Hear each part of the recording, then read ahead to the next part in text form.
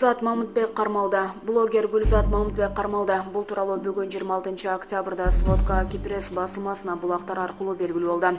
Бул маалыматты Бишкек шаардык ички иштер башкармалыгынын маалымат кызматы да тастыктады.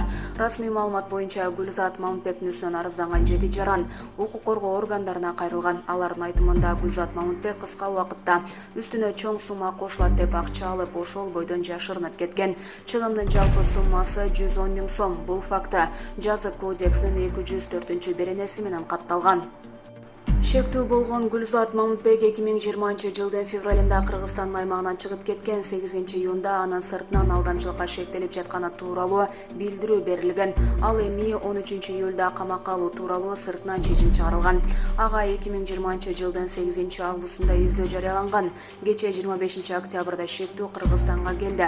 Аны 1 май райондук ички иштер бөлүмүнүн кызматкерлери кармап, милиция пунктуна жеткирилген. Убактылуу Бишкек шаардык ички иштер башкармалыгынын абагына камакка алынганы белгилүү болду.